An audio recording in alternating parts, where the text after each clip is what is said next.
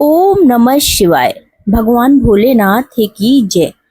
आज हम सावन के सोमवार की व्रत कथा का श्रवण करेंगे। आइए कथा प्रारंभ करते हैं। कथा सुनने से पहले कमेंट बॉक्स में जय भोलेनाथ जरूर लिखें। आपका दिन शुभ हो। आइए कथा प्रारंभ करते हैं। सोमवार के व्रत में शिव जी और पार्वती जी का पूजन करना चाहिए। सोमवार का व्रत में कथा जरूर सुननी चाहिए और कथा को बीच में नहीं छोड़ना चाहिए। कथा पूर्ण सुननी चाहिए। एक बहुत धनवान साहूकार था जिसके घर धन आदि किसी प्रकार की भी कमी नहीं थी, परंतु उसको एक दुख था कि उसके कोई पुत्र नहीं था। वह इसी चिंता में दिन रात रहता था। वह पुत्र की कामना के लिए प्रति सोमवार को शिव जी का व्रत और पूजन किया करता था तथा सायंकाल को शिव मंदिर में जाकर शिव जी के श्री विग्रह के सामने दीपक जलाया करता था। उसके भक्ति भाव को देखकर एक समय श्री पार्वती जी ने महाराज शिव जी से कहा कि महाराज, यह साहूकार आपका अनन्य भक्त है और सदैव आपका व्रत और पूजन बड़ी श्रद्धा से करता है। इसकी मनोकामना पूर्ण करनी चाहिए। शिव जी ने कहा, हे पार्वती, यह संसार कर्म क्षेत्र है। जैसे किसान खेत में बीज बोता है वैसा ही फल काटता है। इसी तरह से इस संसार में प्राणी जैसा कर्म करते हैं वैसा ही फल भोगते हैं।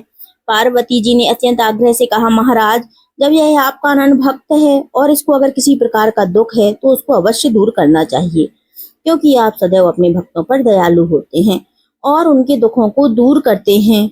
यदि आप ऐसा नहीं करेंगे तो मनुष्य आपकी सेवा तथा व्रत क्यों ही करेगा। पार्वती जी का ऐसा आग्रह देखकर शिव जी महाराज कहने लगे कि हे पार्वती, इसके कोई पुत्र नहीं है। इसी चिंता में यह अति दुखी रहता है। इसके भाग्य में पुत्र न होने पर भी मैं इसको पुत्र की प्राप्ति का वर देता हूँ, परंतु यह पुत्र केवल 12 वर्ष तक जीवित रहेगा। इसके पश्चात यह मृत्यु को प्राप्त हो जाएगा। इससे अधिक मैं और इसके लिए कुछ नहीं कर सकता। यह सब बातें साहूकार सुन रहा था। इससे उसको ना तो कुछ प्रसन्नता हुई और ना ही कुछ दुख हुआ। वह पहले जैसा ही शिव जी महाराज जी का व्रत और पूजन करता रहा। कुछ काल व्यतीत हो जाने पर साहूकार की स्त्री गर्भवती हुई और 10वें महीने में उसके गर्भ से अति सुंदर पुत्र की प्राप्ति हुई।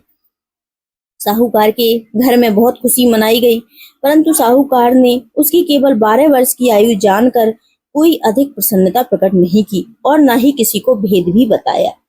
जब वह बालक 11 वर्ष का हो गया तो उस बालक की माता ने उसके पिता से विवाह आदि के लिए कहा, तो वह साहूकार कहने लगा कि अभी मैं इसका विवाह नहीं करूंगा, अपने पुत्र को काशी जी पढ़ने के लिए भेजूंगा। फिर साहूकार ने अपने साले अर्थात बालक के मामा को बुलाकर उसको बहुत सारा धन देकर कहा, तुम इस बालक को काशी जी पढ़ने के लिए ले जाओ और रास्ते में जिस स्थान पर जाना यज्ञ करते हुए और ब्राह्मणों को भोजन कराते हुए जाना। वह दोनों मामा भांजे यज्ञ करते और ब्राह्मणों को भोजन कराते जा रहे थे। रास्ते में उनको एक शहर पड़ा। उस शहर में राजा की कन्या का विवाह था और दूसरे राजा का लड़का जो विवाह कराने के लिए बारात लेकर आया था वह एक आंख से काना था। उसके पिता को इस बात की बड़ी चिंता थी कि कहीं वर को देखकर कन्या के माता पिता विवाह में किसी प्रकार की अड़चन पैदा ना कर दें। इस कारण जब उसने अति सुंदर सेठ के लड़के को देखा तो उसके मन में विचार किया कि क्यों ना दरवाजे के समय इस लड़के से वर का काम चला लिया जाए। तो ऐसा विचार कर वर के पिता ने उस लड़के और मामा से बात की तो वे दोनों राजी हो गए।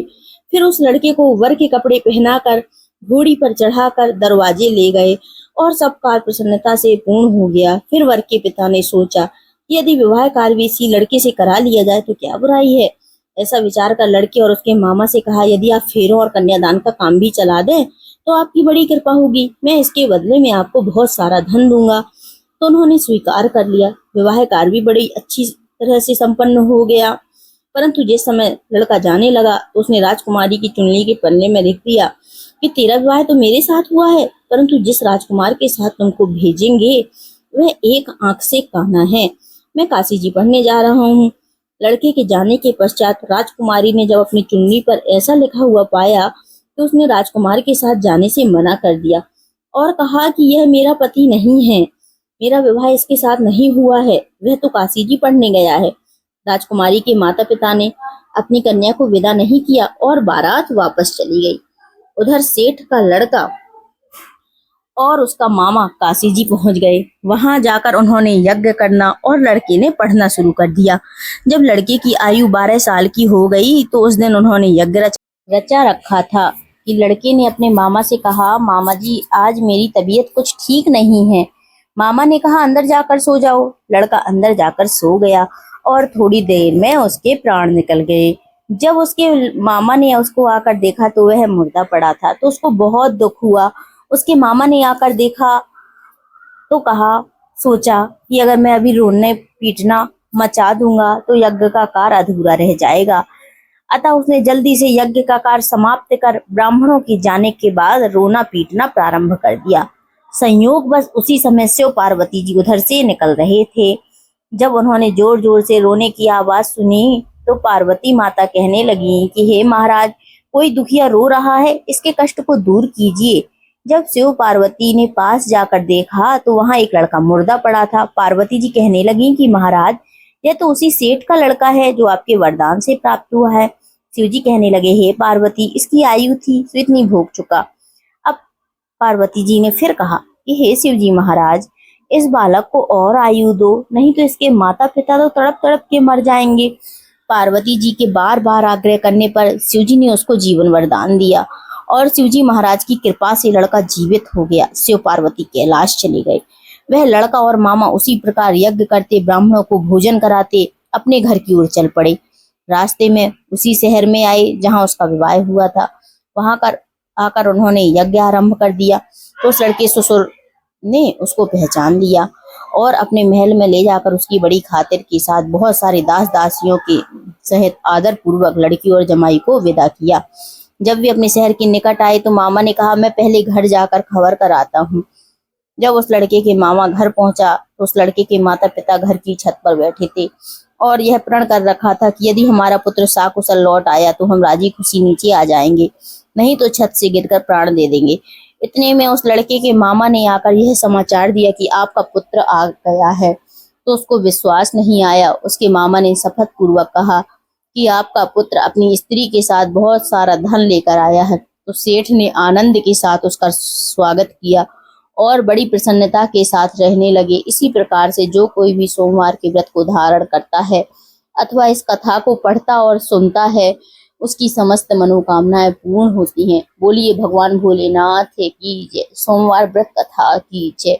शिव पार्वती की जय। भगवान ने जिस तरह उनकी मनोकामनाओं को पूर्ण किया है उसी तरह सबकी मनोकामनाओं को पूर्ण करें। हर हर महादेव।